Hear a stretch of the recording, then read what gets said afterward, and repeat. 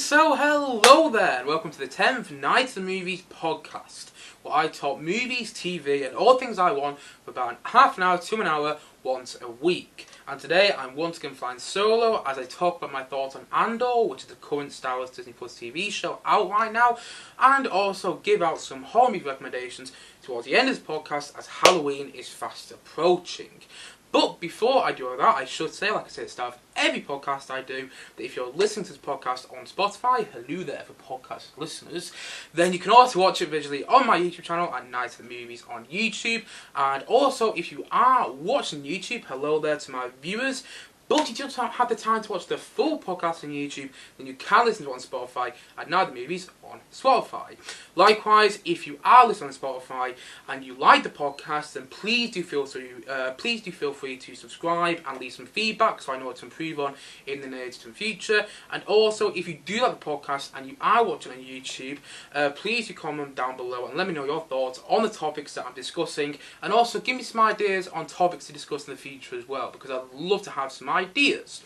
But anyway, as I've already mentioned, I'm talking about Andor in this podcast, at least the first 7 episodes of Andor, which are the only 7 episodes which are out right now. But also, I'm going to give out some horror movie recommendations a bit later in this podcast as well. But just before I do all that, I'm just going to say I'm moving at a quite quick pace in this podcast today because I've got a lot on right now.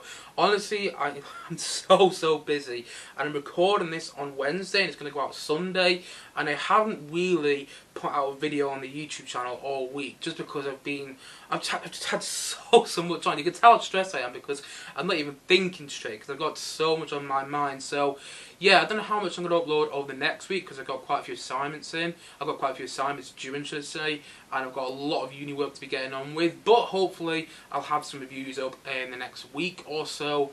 And also, hopefully my Black Adam review will either already be up or coming, or will be uploaded tomorrow as well. Because, yeah, I haven't had a chance really to go to the cinema in the past week or so, and also I haven't had a lot of free time, so I do apologise to people watching on YouTube, subscribers if you will, who haven't had a lot of content from me recently. It's just because I've had so much on right now. But I'm here now doing this podcast today.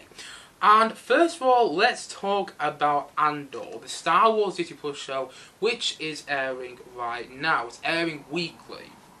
But just before I get into my thoughts on Andor, I'm going to quickly go over my thoughts on Star Wars Disney Plus TV so far. Star Wars Disney Plus TV so far. So let's talk about Mandalorian. I love Mandalorian. I think it's fantastic. And, I can't wait for Mandalorian Season 3, which is coming in February. I'm really excited about that. All the cast of Mandalorian are saying that Season 3 is going to be much darker as well. And then we got into the Book of Boba Fett, which, aired throughout the first month of this year, from what I remember. It aired throughout January, from what I can remember, yeah. And I really liked the Book of Boba Fett. I really enjoyed it. Although it should have been a lot better. It should have been like The Sopranos in space. It should have been Star Wars meets The Sopranos. And I know that's a big expectation, but at the same time, when you have Boba Fett there, it's kind of like, you expect that. You do. He's a gangster. He was literally running, the town in that show, but he didn't really feel that. He didn't really feel like he was running Mos Eisley. He didn't really feel he had much opposition there. It's just kind of like each episode was its own thing, and that can work. There's some episodes of Mandalorian which are just its own thing. There's a whole episode of Mandalorian which is, just Mandalorian running away from spiders, but I think that's a really exciting episode. It's a filler episode, but it's a really exciting episode of that, and you can have episodes like that, but the whole of the Book of Boba Fett felt like it was just different storylines, and like it didn't really gel that well together, I've got to admit. It felt rushed, that's what it was. It felt rushed, and it felt like it was just scrambled together because Kathleen Kennedy is the head of Lucasfilm, he's in charge of, making sure all these TV shows happen, just said to Jon Favreau and Dave Filoni, who are the showrunners of Mandalorian, who are also the showrunners of the Book of Boba Fett, she said to them after the success and the response to Boba Fett in Season 2, Episode 6 of Mandalorian, when he knocks out all those stormtroopers, and like, oh yeah, Boba Fett's back and he gets his arm, and it's a great episode, so much fun to watch. It's almost like she saw the success of that episode and said to Jon Favreau and Dave Filoni make a Boba Fett TV show. And then they did, and they got some interesting ideas in there, and they just kind of placed things together though, and it didn't gel as well as I would have liked it to. It felt like a lot of pieces were there, but that the pieces weren't fitting well together. It didn't feel as well structured as it should have, and it wasn't as well written as it could have been. That wasn't to say it didn't have great moments. Like, again, I'm speaking about this as somebody who actually really enjoyed the show, and I loved the episode where we see, Luke training Baby Yoda. I thought that was a great episode. I also loved the episode that was just about Mandalorian and him getting his new ship. I also loved seeing Boba Fett on the Rancor. I loved seeing him with the Tusken Raiders. There's a lot in the book of Boba Fett which I really, really enjoyed. But it should have been better. It should have been. And I think as a whole, the book of Boba Fett was a good Star Wars TV show. But I don't think it was that good of a TV show. Well, I don't think it was a brilliant piece of television, but it was fun and entertaining for what it was. And then in March of this year, we had the Obi-Wan Kenobi TV show, and we had Ewan McGregor returning back as Obi-Wan, and also Hayden Christensen returning as Anakin/Darth Vader in that show. And I, again, really enjoyed Obi-Wan Kenobi. I don't care what anyone says, I have been entertained by all these Star Wars Disney Plus shows. I've got to admit, slight spoiler for Andor, but still, nonetheless. I really enjoyed Obi-Wan because it was fun to me. Whenever I sat down to watch an episode of Obi-Wan, I had a good time with it. And I thought that the girl who played young Leia was casted perfectly, and also I love seeing Ewan McGregor back as Obi-Wan. I love seeing Hayden Christensen back as Anakin Skywalker in that flashback between them two, when it was taking place after the events of Attack of the Clones. You saw them training together, what I think was episode 5 of the series. And then also I liked seeing, Vader post the events of Revenge of the Sith and dealing with the trauma of losing his best friend. I like seeing that duel in last episode between them two. Again, like I said before, there was a lot about Obi-Wan which I really, really liked. But it should have been better, and it should have been a movie. I don't like 6-episode TV shows. I just think they're bad ideas. Just make a film in the end. Marvel does it well, and it really annoys me because, you just make a film and you'd get much more of a profit and much more people would be talking about it because not everyone has Disney Plus. I know some people who still haven't watched Obi-Wan because they don't have Disney Plus. And I do think if you put an Obi-Wan movie out instead, it would have been far better, it would have got a far better response, and you would have cut out all the dull and unnecessary stuff. Like when Kumail Nanjiani pops up in there, that was just unnecessary to be honest in Obi-Wan. And also you could have cut out all the stuff with Weaver. I did think Weaver, brilliantly played by Moses Ingram in that show, was a good character, but she just didn't fit in that show. She didn't fit in Obi-Wan. If you put her in an Inquisitor TV show, I would have been all for it. I loved that character a lot more, and I still did like that character, but I didn't think it fit in the Obi-Wan Kenobi TV show.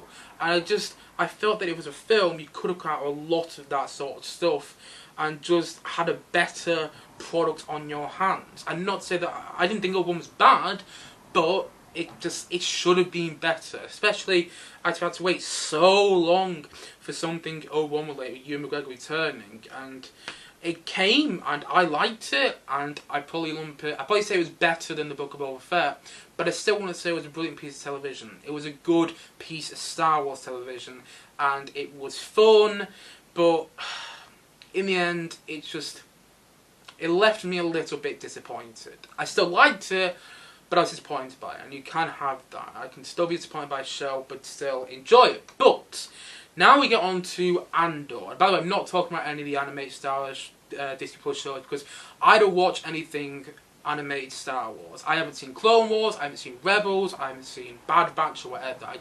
I don't watch it, it's not for me. I watched a Clone Wars movie back in 2008 when it came out in the cinema. I remember enjoying it, then I watched it when it came out on DVD and I was like, what did I enjoy about this film? And I tried watching a bit of the Clone Wars TV show about a year ago now, because I heard loads of people saying that the last 2 seasons of Clone Wars were amazing, and I was like, okay, I'm gonna give it a bit of a shot, and then I did, and it was such a slog. It was almost like those videos that you get, before you go on a ride at a theme park, and make sure your seatbelts are, clicked in when you're on the ride. That's what it kind of felt like. It didn't really feel like it was anything particularly special, and that's just me. If you like the animated Star stuff, that's all that matters. I'm just giving my opinion though, and the anime style stuff isn't for me. But the live action style stuff is for me, and I have really loved Mandalorian so far, and I enjoyed the Book of Boba Fett, and I really enjoyed Obi-Wan Kenobi. But I love Andor. Andor is phenomenal. I think it's actually really good TV. I don't just think it's really good Star Wars TV, like I have the old one, like I have with Boba Fett. No, I just think it's really good TV that just astounds me every single time I watch an episode. I can't get over how well it's written, and I know this has all come from someone who has enjoyed every Star Wars City Plus show so far, so, you know, if you haven't, maybe take my opinion with a grain of salt, but at the same time though, you should go and check out this show if you haven't yet. Honestly, like, I've heard that the viewership figures for Andor haven't been great, and I can understand why. He's not as beloved character as, say, Obi-Wan. He's not as well known as, say, Boba Fett. So, the people haven't been, you know, going to watch the show as much as they've been watching Boba Fett or Obi-Wan. But just go and check it out. Honestly, it's so good. And I can't believe how riveting it is as well, and how exciting some of the episodes are. Like, the first 6 episodes are like, the first 3 episodes are like its own story. There's one story arc going over the first 3 episodes. And then this next 3 episodes, episodes 4 through 6, there's a story arc going over them. And so the first 6 episodes are kind of like 3 episode bunch. And now that those first 6 episodes have come out, I would urge people to go and watch Andor, because you'd have a much more fulfilling experience with it, perhaps. Because I'm going to admit, if I watched that first episode of Andor and I hadn't seen any other episodes, I might have stopped watching this show, because it was a bit slow the first episode. I was kind of like, where is this going? And then you get to episode 2 and you realise that it's building up to something. And then episode 3 is like the big payoff, and it was really exciting and suspenseful, and there was this big thing that happened in the 3rd episode. I'm not going to spoil this just yet, but there's a big thing that happened in the 3rd episode of Andor, and I was like, oh, that is brilliant. I am all on board with this show now. And they get to episode 4, and then another build-up starts again. Episode 5 is building up even more. And then episode 6, a heist happens. And that heist, honestly, the whole episode 6 literally just had me buzzing on my sofa downstairs. I couldn't stop buzzing the entire episode. Honestly, episode 6 of Andor might be the best 45 minutes to an hour of television I've seen all year. And that's including House of the Dragon, Rings of Power, Obi-Wan, and so on and so on and so on. I honestly think that episode 6 of Andor might be the best 45 minutes to an hour of TV I've seen all year. It might be the best episode of TV I've just seen from 2022. Honestly, I couldn't believe how good it was. It was suspenseful, it was exciting, it was well written. I didn't know where things were going from moment to moment, and oh my god, it was so good. And I'm so happy that I'm talking about Star Wars TV, and I'm so happy that I'm so excited to talk about Star Wars TV again, because, you know, with Obi-Wan and Boba Fett, a lot of people have been criticising it online. I mean, mostly a loud minority will just complain about everything, but that loud minority can't complain about Andor. They haven't really been complaining about Andor. If they have been, it's been, you know, really bad arguments and, like, just really minute and really niche things that I complain about in the episodes. Honestly, like, it feels so good to have a Star Wars show that's actually really well structured and really well written and just absolutely riveting and brilliant to watch. Honestly, like I said before, if you haven't watched Andor, I can understand why. Maybe you're not familiar with the character, so you're a bit hesitant to watch it. Or maybe you watched the first episode and you thought, oh, that was slow and I don't really want to waste my time with it. But now that the first 7 episodes have come out, I would urge people to go and watch the first 7 episodes and just see what all the fuss is about, because it just gets better and better, and I can't wait till the series ends. And all the characters are really interesting. There's a lot going on right now. It doesn't feel like it should have been a movie like Obi-Wan did. It feels very episodic, but at the same time though, each episode, you know, really nicely just, what's the word I'm looking for, runs into each other, and it's just, God, it's great TV. That's what it is. Honestly, it might be my favourite TV show I've seen all year. And again, that's including shows like Rings of Power, House of Dragon, and so on and so on and so on. I love it so much. And we're we're only just over halfway through, and I can't believe how good it is. And I can understand why it might not be for some people, but at the same time, though, just watch those first 6 episodes. Just check them out if you haven't already, because I was kind of blown away by them. But anyway, let's get into some spoilers now that I've given my recommendation for people who haven't seen Andor yet to go and check it out. Please, just go and check it out. It's tremendous. It really, really is. But if you have checked out Andor, let's talk about some spoilers. So, I love in the show how, and these aren't big spoilers by the way, I'm not getting anything huge away, so if you haven't seen Andor, that's absolutely fine as well. But at the same time though, I love how the show makes a TIE fighter flying over hills in this planet seem terrifying and seem like the scariest thing ever. Like, if you've seen, I think it's episode 5 of Andor, there's a moment when a TIE fighter flies over this small group of rebels' heads, and it's literally just, honestly, it's so suspenseful and so intense, and I couldn't believe how well that was done. Because, I'm going to be honest, nothing in Obi-Wan really felt that terrifying. Not even Darth Vader really, to be honest.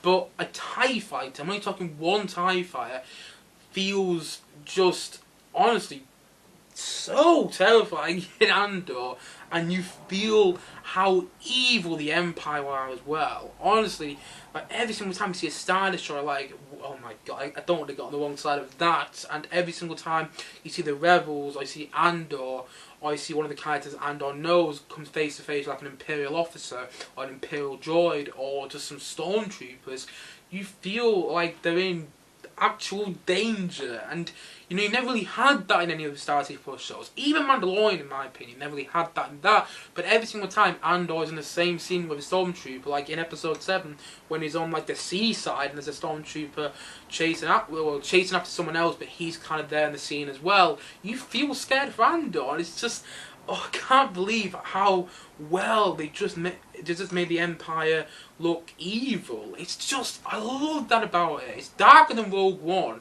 but at the same time though, it also feels very much adjacent to Rogue One. It feels very much like, well, we already know the climax of the story. We already know that Rogue One is the climax of the story of Andor. But at the same time though, it's a much darker story than I was thinking it was going to be. There's like, there's moments where I can't believe how dark they go. Even to the point that I think the first scene in the first episode took place in a strip club in Coruscant. Was it Coruscant? It was a Star Wars planet. You get the point. And it took place there. I'm going, okay, this show's gonna be more adult now, and I didn't expect that. And by the way, I know some people have been saying that Andor is more adult, and therefore it's better. And although I agree it is perhaps more adult than the other shows, I don't also think that makes it any better or any worse. Because saying that a show is adult makes it better implies that Mandalorian, Boba Fett, and Obi-Wan were all actually quite bad, and I don't think that's the case. I think it's more adult, yes, but it's also a different kind of Star Wars, and I don't think that's a good or bad thing. I think it's just a point that needs to be made. It's a different kind of Star Wars, and that's great in my opinion. I don't just want another instance of, okay, Easter egg in this episode, Easter egg in this episode. Remember this character from this Star Wars movie? Well, he's going to be in this episode. Which we got a lot with Boba Fett, we got a lot with Obi-Wan, and I was fine about that in those shows. In fact, I kind of wanted that from Obi-Wan, but at the same time, though, Andor is more just about telling the story of the rebellion and the Empire post the events of Revenge of the Sith.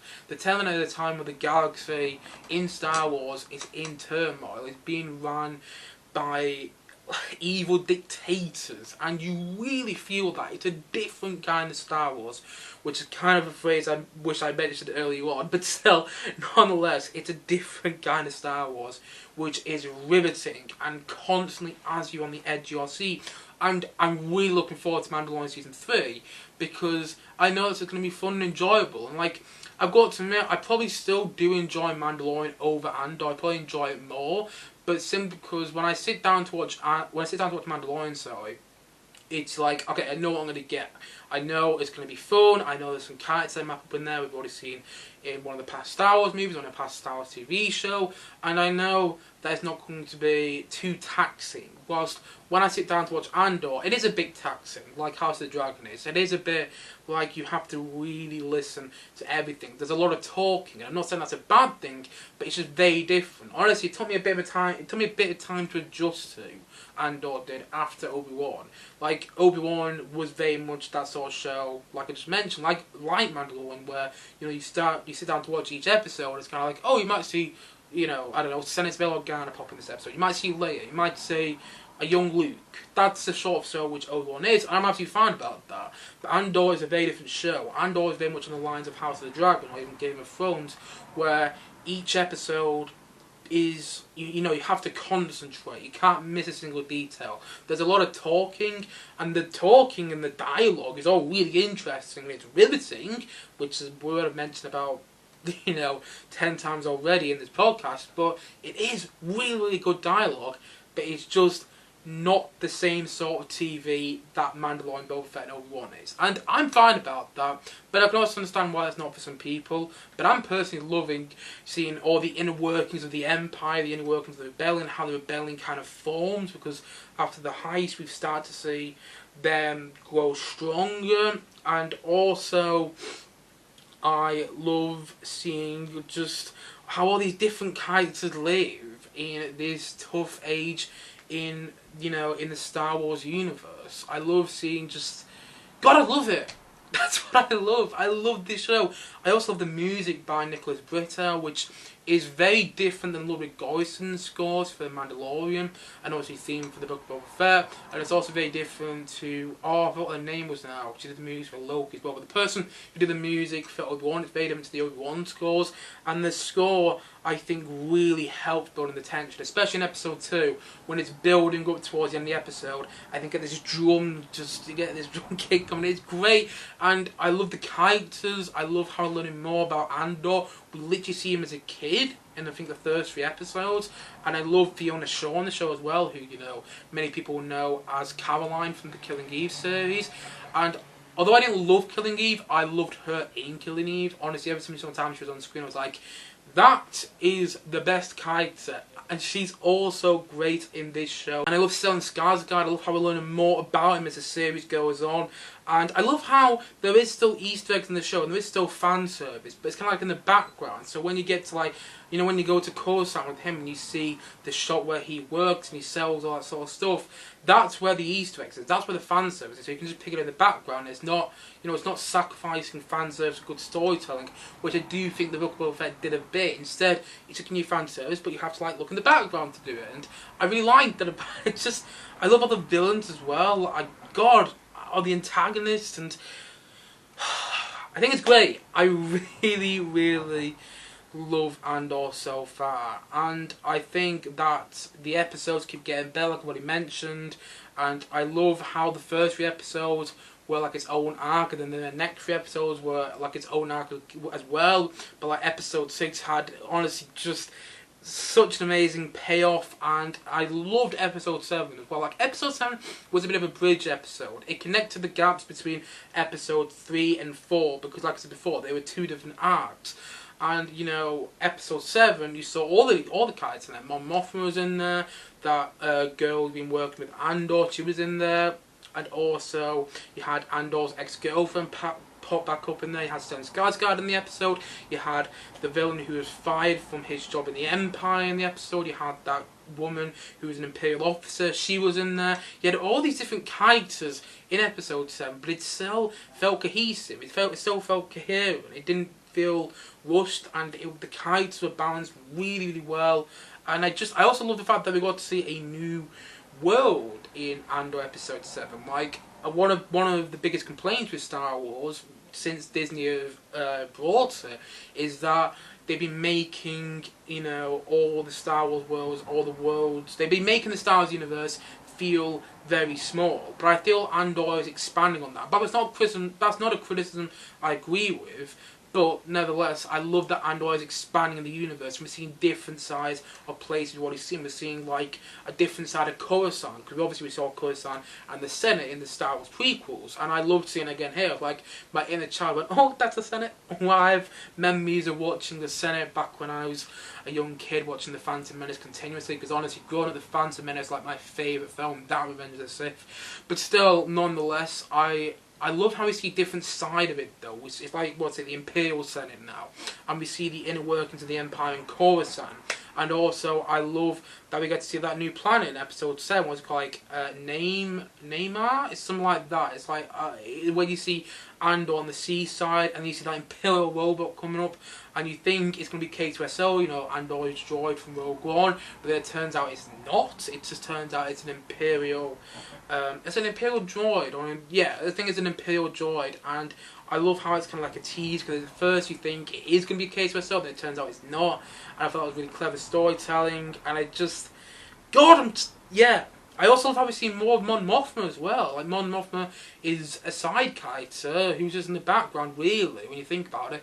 In Return of the Jedi, you know, she said a couple of lines like, "Many boffins died to give this as information." There wasn't really much dialogue with her in Return of the Jedi. And she was in Rogue One as well, but she wasn't in Rogue One much. And by the way, the same actress who played in Rogue One is playing her here. Was it Genevieve O'Reilly? Does a great job, by the way. And I love that we get to see more of her, though. We find out that she has a husband, she has a kid. We didn't know about that before, at least I did. It might have been one of the animated Star Wars TV shows, but as far as I'm aware, it hasn't been in Star Wars so far. And we're seeing a different side to her, a side of her where she's a bit scared of everyone. She's even scared of her husband a bit.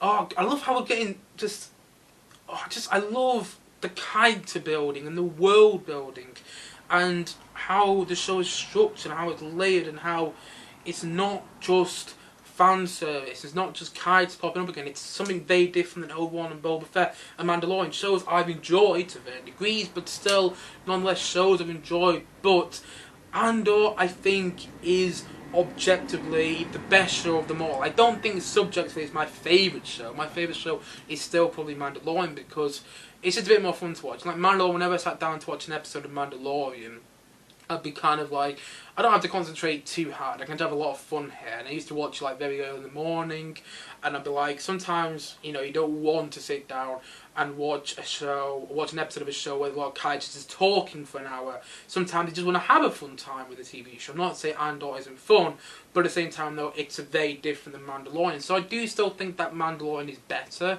simply because I've had a bit more fun with it. But Andor, I think, is a better show. I think it's a better written show, and I do just love Andor. I've loved it so far, and fingers crossed it can stick the landing, because I want to look back at Andor and go, that was brilliant TV. It wasn't just good Star Wars TV like Book of Boba Fett and Obi-Wan. No, it was brilliant Star Wars TV. Oh no, sorry, brilliant TV. It was brilliant TV. It's on the same par as Succession and House of the Dragon and Rings of Power at the moment, in my opinion. And I'm eating up every minute of it. I really am.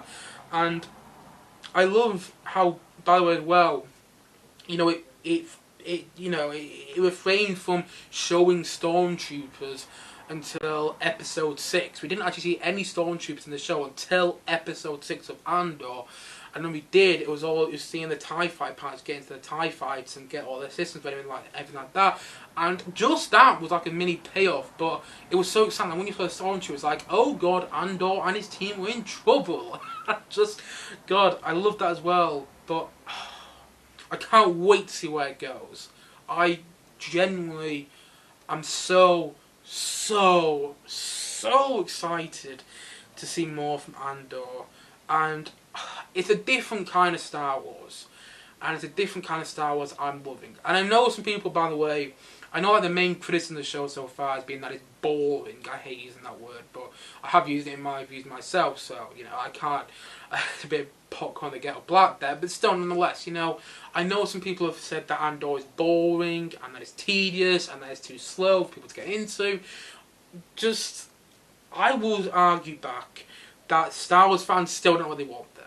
because those Star Wars fans are also the same Star Wars fans that complain about Mandalorian, they complain about the Book of Boba Fett, they complain about Obi-Wan, and then they say, why can't these be better? Why can't this be good TV? And then when good TV comes along in Andor, they complain about it still. So I just feel that there's people complaining for the sake of complaining, and I don't feel Star Wars fans really know what they want. I don't feel they really know what they want for a long time, to be honest. And I think Andor is kind of exemplifying that. Andor is great TV. You may dislike it, and that's actually fine if you do, and you have your fair criticisms, but at the same time though, if you're just saying it's boring, I don't think that's a fair criticism, because I don't think you're really concentrating on just the intricacies and the really clever storytelling that Andor is doing. And that's personally why I'm loving it. So again, I can understand why it might not be for some people, but personally, it's my favourite TV show of the year so far. I've got to admit, I am loving it. I really, really am. And I know I've liked all the other Star Wars Plus TV shows, with the exception of the animated ones, which I haven't actually watched. But I know I've liked all the other Star Wars live action Disney Plus TV shows. But this one is like, it's on another level. I mean, Mandalorian excluded, but it's on another level compared to Book of Boba Fett and Obi-Wan. It's great TV. And if you haven't yet, go and check it out, because you are missing out in my opinion. And I really hope we get more Star Wars TV shows like this. I don't know if you will, sadly enough. I don't know if we will, because this show isn't getting the best viewership. But fingers crossed, Tony Gilroy comes back to do more stuff in the Star Wars universe. And that's another thing I forgot to mention. I keep forgetting to mention things. I don't have this written down here. But Tony Gilroy is showrunner on the show. His brother Dan Gilroy, who I think wrote and directed the film Nightcrawler with Jake Gyllenhaal, I think wrote episodes 4 through 6. And you really feel that, honestly. Like, the intensity in Nightcrawler, you feel a bit in episodes 4 to 6 of Andor. And also having Tony Gilroy as the showrunner over all 12 episodes of the series. Yes, by the way, if you didn't know, Andor has 12 episodes. Having Tony Gilroy in there just makes the show feel more like a spy thriller, and just in the best way. It feels like a spy thriller. It feels like a spy thriller in space. It feels like Star Wars meets, I don't know, Spooks, like the BBC television show Spooks. If you haven't heard of that, it's a really good TV show. I think it was there in like the early 2000s. It feels like Spooks meets Star Wars. I know some people have said that it feels like the Americans meet Star Wars. I haven't seen the Americans, so I can't comment on that. But it feels like a spy thriller in space. And I love how Tony Gilroy, isn't apparently a Star Wars fan either. So he came into this as someone who didn't really care about all the fan service sort of stuff and just wanted to create a good TV show. And you feel that. And if you don't know who Tony Gilroy is, by the way, I think he was a writer on all of the first 3 Bourne films. I think he directed the 4th Bourne film. I've only seen the first Bourne film. I liked it quite a lot, by the way. That's the only one I've seen, though. And also, he wrote and directed Michael Clayton with George Clooney and Tilda Swinton, which is a very interesting film. And he's done some really interesting stuff in the past. But I feel that he's really putting all of his best efforts into Star Wars. And even so, from what I've heard, he's not the biggest Star Wars fan. I think this is kind of his best work that I've seen. I haven't seen all of his work, granted, I know, but I do kind of feel like Tony Gilroy and Andor is a perfect match. And hopefully they stick the landing, because I'm loving this show to pieces. And if you haven't seen it, go and check it out, because you are missing out, in my opinion. But anyway, that's my thoughts on Andor so far after its first 7 episodes. But before I end this podcast, I'm gonna quickly give out some horror movie recommendations, because Halloween is literally like, a week away or something? It's something like that, yeah. And I think I'm gonna have a Halloween podcast just before Halloween as well. So I'm not giving out loads of horror film recommendations in this podcast today, because I'll probably do that with some special guests in my next podcast, fingers crossed. And some of the ones I'm giving out in the podcast are ones that I know my special guests won't have seen. So these are ones that I've seen. I'm guessing they haven't seen, or at least they don't really know of. And so this is just some horror film recommendations that you can check out in the next couple of weeks, as Halloween is approaching and things like that. And also, I should say that there aren't a lot. I haven't seen a lot of horror films. That's what I'm trying to say. I haven't seen a lot of horror movies because horror is one of those genres I try to stay away from as much as possible. I've got to admit, but over the past couple of months, I've been watching a lot more horror films because I wanted to see what more were like. I was staying away from it. I was thinking, no, I should give horror a bit more of a fair shot. And I've seen some cracking horror films over the past couple of months. So, yeah, and I'm still in the midst of watching quite a few over the next week or so. So I might even have some more horror recommendations that I literally watch over the next couple of days for the next podcast. So, yes, bear with me on all that. They'll be coming in my Halloween podcast, which I'll probably upload on the 30th of October, the day before Halloween, so you still have a chance to hear some more horror recommendations from me in that podcast. But for now, I'm going to give out some in this podcast, in the 10th podcast on this channel. So, okay, my first horror movie recommendation is a film, I'll say if I know whether available as well. This film is available on Amazon Prime, that's where I watched it, and of course, it's the Blair Witch Project. If you haven't seen it, I would recommend it. It's probably only a film that you can really watch once and get something out of, in my opinion. I don't feel it's a film you can watch numerous times and, you know, find something in there each time you watch it, like some of my favourite films are. But it's a good horror movie because, in the end, I'm not going to give away what it's really about, but it's just about three friends getting lost in the woods. They go in there to do a video project, and they think everything's going to go smoothly. Spoiler here, not really a spoiler, it doesn't. Things don't go smoothly. And although I don't love the Blair Witch Project because it's kind of hard to watch, not that it's got any difficult subject matter in there, I'm not saying that, but what I am saying is that it's shot weirdly. Like, it's shot handheld, and it's shot on like 90 video cameras, and so it's a bit blurry, and also it's literally like, it's very shaky. It's kind of hard to watch because it gives you a bit of a headache, I've got to admit. And it's kind of shot in the same way as, say, The Office, or, say, Parks and Recreation, or, say, This Is Spinal Tap. That sort of, like, documentary-style filmmaking, or like a Nick Broomfield documentary, where it's very handheld and it's very of the moment. And that might give some people a headache, but I do think the last shot of The Blair Witch is quite chilling, and maybe one of the best last shots of a film ever. That's me being completely serious there. Honestly, it's really, really good ending. And although it's not brilliant in my opinion, and I don't love it as much as some other people do, and I do think it's only a film you can watch once, and I don't think it's a film which has that much repeat viewing value on, I do think that it's a worthwhile horror watch if you haven't seen it yet. Like I said before, that's on Prime Video. It's only a short horror movie, by the way. It's only like 1 hour and a half. Felt a bit longer, to be honest, but at the same time, though, I'm happy I've seen it. I would definitely recommend it.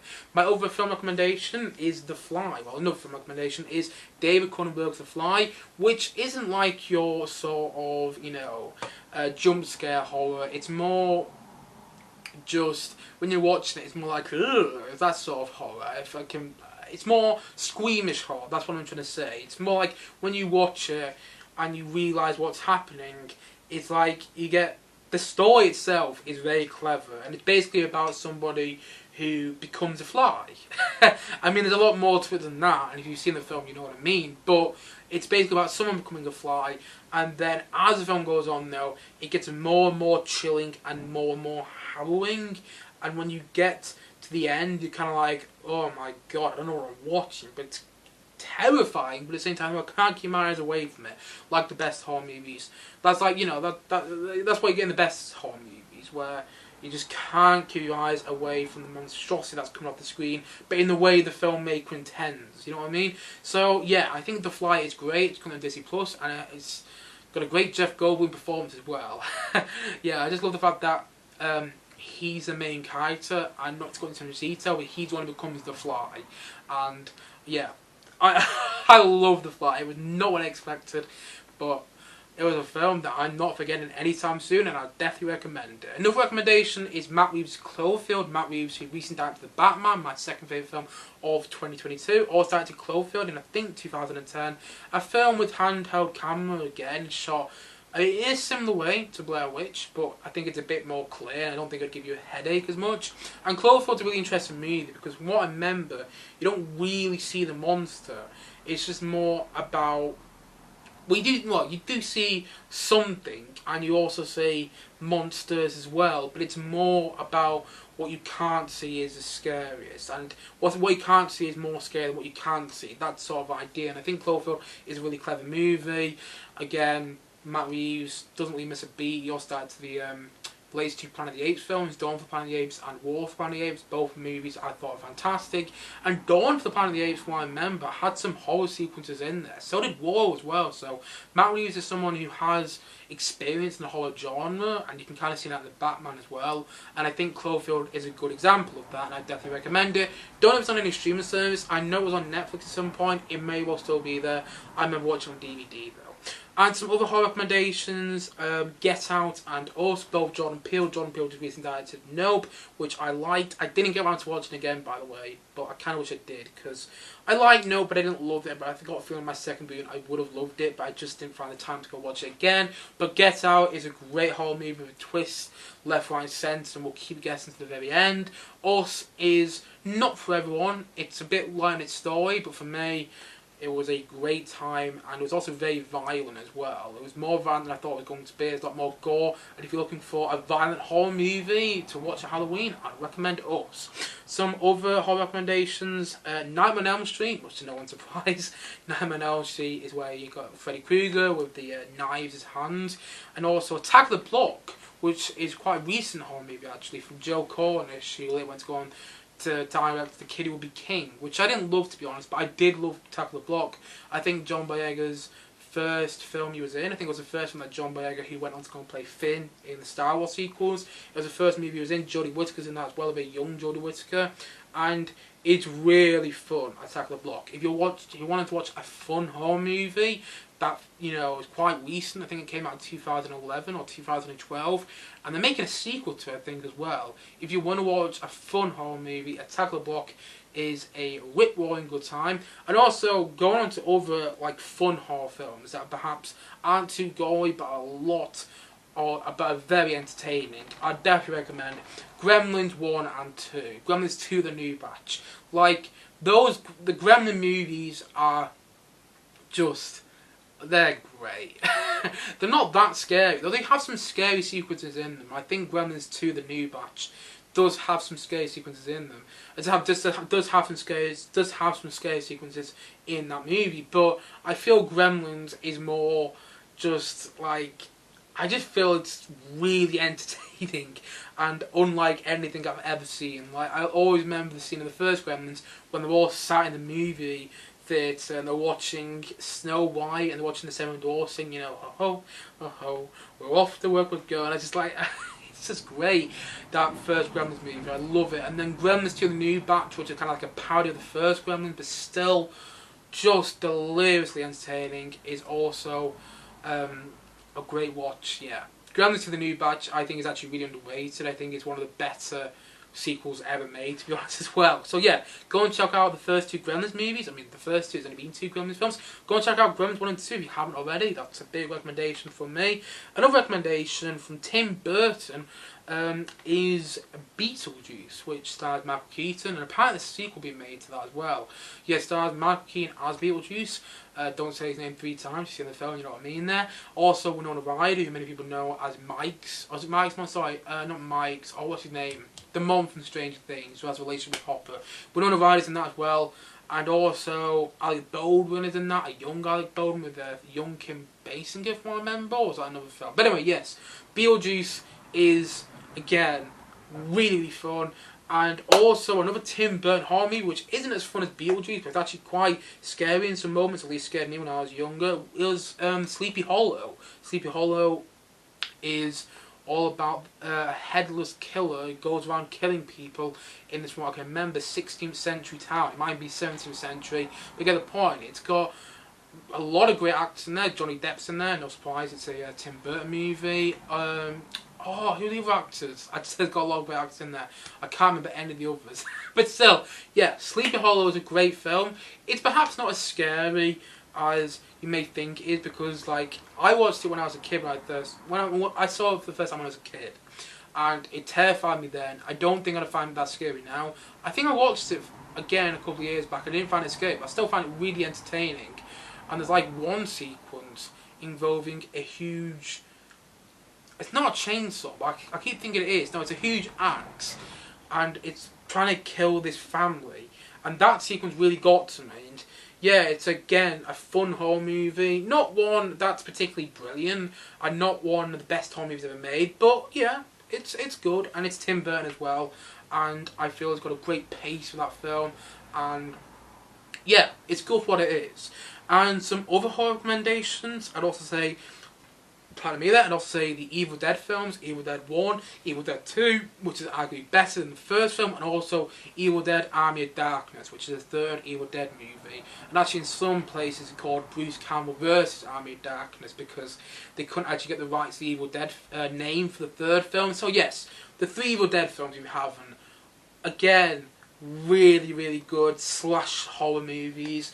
Very gory, very violent.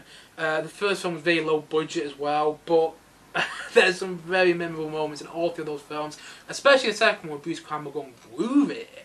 And the third one is less of a horror movie than the first 2, but the third one is just a great time. And like the big battle as well in the third one, always, it just makes me smile every single time I think of it. And yeah, Evil Dead films, you haven't checked them out. A Clockwork Orange, which is the better Stanley Kubrick horror movie in my opinion. I'm not a big fan of The Shining. Also, American Werewolf in London, that is a great movie. Just, yeah. Don't want to give too much away there. But American Werewolf in London was a film that I was expecting a very different from when I saw it. And then when I did sit down to watch it, I was like, okay, wow, this is not what I expected, but I'm kind of loving it. American Werewolf in London is a unique film. It's not, it's not going to be to everyone's taste. And I think it's very much of its time, but I really liked it. And then we also have Cape Fear, the remake. I have seen the original Cape Fear from, was it 1963. Wasn't a huge fan, to be honest, but the remake, that by Martin Scorsese, starring Robert De Niro, and also starring Nick Nolte, and also some other famous actors in there as well, which I forget on the top of my head. But yes, Cape Fear is a really interesting film. I feel that it's kind of where the Sideshow Bob character from The Simpsons is based off. Even the musical theme from Cape Fear, bum, bum, bum, bum, quite literally sounds like the musical theme for Sideshow Bob. Kind of sounds like Sideshow Bob's motive from The Simpsons, which I think is kind of cool. And the fact that I saw The Simpsons before I saw Cape Fear, so I was watching it going, oh my god, The Simpsons based Sideshow Bob off Rob De Niro's character in Cape Fear. And it's just, yeah, I think Cape Fear is really good. It's not your typical horror film. In fact, some people would argue it's not a horror film. It's more of a thriller. But I do feel it's got a lot of scary moments, particularly Rob De Niro's performance, which, yeah, won't skip your mind anytime soon. And it's a film I would definitely recommend. And also, if you just want a horror movie that's a bit of fun, but not too clever, and a film you don't really want to think about much, I'd say Insidious. It's not brilliant. To be honest, it's not really that good either, but it's a kind of goofy horror movie, which I can see, a lot of people around my age sitting around the TV watching something like Insidious, because it's that sort of film. It's not on the same level as, say, I don't know, Attack of the Block, or Evil Dead, or Sleepy Hollow even, or The Fly, but it's fine what it is, and it might be to your taste. Wasn't really to mine, but I can recommend it, as I can see other people enjoying it a lot more than I do. But for me, it was just kind of like a horror movie that just kind of came and went. And also another horror movie that I haven't recommended that is on my list here that I just saw is Halloween 2. I think Halloween 2 is better than the original. I'm sorry, I thought the original was good. I thought it was okay for what it was, and you have to view a film for, when it came out. A film is a product of its time. I understand the first Halloween came out in 1978, so it is a bit dated now.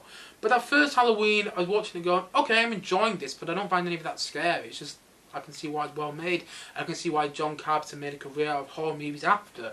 But at the same time, though, you know, I felt Halloween 2 had more of a grip to it. It's also a bit more silly, but it kind of even felt like it was embracing its silliness a bit. Like there's something that happens in Halloween 2, I'm going to give it away. The movie came out like 1983 or something, or 1982. Basically, when you find out that Laurie is the half sister or something like that to Mike Myers, the killer, that was a bit silly. But Donald Pleasance saying that line makes it work. I really enjoyed Halloween 2. I think it's better than the original. Sue me, I don't care. I think it was really good. I haven't really seen any of the Halloween movies. I saw Halloween, oh, that's a lie actually. I saw Halloween 3, The Season of the Witch, and I thought that was a really slow and sluggish movie. But I thought the ending to Halloween 3, The Season of the Witch, was great. And then I also saw H20, Halloween 20 years later, or as I like to call it, H2O. And I thought that was a bit of a parody of Halloween, to be honest. Jamie Lee Curtis was in that one. Michelle Williams is also in it as well. And Mike Myers looked like a 20-year-old who was running around with a knife, and he was inevitable as well. He was immortal. You just couldn't kill him. Like, literally couldn't in that film. And yeah, it was just... It was a bit like, it was okay. Goofy horror fun. It's on Netflix if you want to watch that.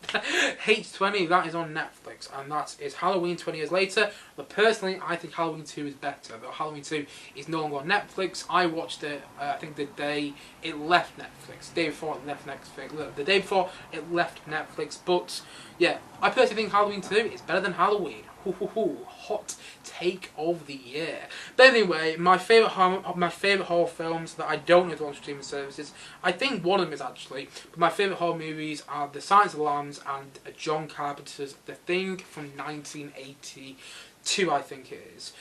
I think The Silence of the Lambs is more of a psychological horror film, but I also love how it literally just makes you feel really uneasy and it gets under your skin. And I think the same thing can be said about The Thing as well. The Thing quite literally gets under your skin. That's kind of one of the points of the film. And it's like, what's so brilliant about The Thing is you don't see what the alien is. You don't see what the monster is. But at the same time, though, you kind of do. And you see these really gruesome, terrifying sequences which have stuck in my mind ever since I saw the film. And I saw the film, you know, a good couple of months ago now. I remember finishing it and going, wow, that is how you make a horror movie. I like horror movies like that. And granted, I've seen loads of horror films, but The Thing was just, it was something else in my opinion. And Kurt Russell is terrific in that movie. John Carpenter, I think, directing his best horror movie. I think it's a lot better than his Halloween film, God to admit. But yeah, The Thing is great. It might be on a streaming service. It might be on Prime Video. They might have to pay for it. Or they might have to rent or something like that. The Thing, though, is probably my favourite horror film. Silence of the Lambs is also a good one, although that's kind of a you know, conventional take, if you will. And I know some people say that Manhunter, which is what Silence of the Lambs is based on, is a bit better. Manhunter had a young Brian Cox in, the actor, not the scientist. Brian Cox in that, and Manhunter was good. It's directed by Michael Mann. He's also directed such films as Last Mohicans, Heat, so he's a good director. And I do feel the ending to Manhunter was really good, and it was like the big payoff. But the first half of Manhunter, the first hour of Manhunter, almost put me to sleep, I've got to admit. I didn't find it that interesting. And I do think Silence of the Lambs is a superior film, but nonetheless, I do like both, and I do think Manhunter is worth recommending, especially if you like Silence of the Lambs but you haven't seen Manhunter. Check out Manhunter, you might even think it's better. I personally don't, but it's also subjective. But for me, The Silence of the Lambs and The Thing are the two best horror movies, and if you get a chance, do check them out for the next week or so, because they are something else. But anyway guys, that's it for the podcast today. And my next podcast will be a Halloween themed one with some special guests. Fingers crossed that all goes accordingly. So it'll be a Halloween quiz in that next podcast. I'm going to get out some more horror film recommendations, hopefully with some special guests, so they'll be able to give some horror film recommendations that perhaps even I don't really know about. But still, thank you as always watching if you're watching on YouTube, and thank you for listening if you have been listening on Spotify. And if you haven't yet, please do subscribe to the podcast on Spotify if you are listening to this audibly, or if you're watching this on YouTube, please do subscribe, like, down below, whatever, comment, and leave feedback so I know what to improve on in the near distant future. And thank you as always for watching, or thank you as always for listening, and see you guys again soon. But bye for now. Bye.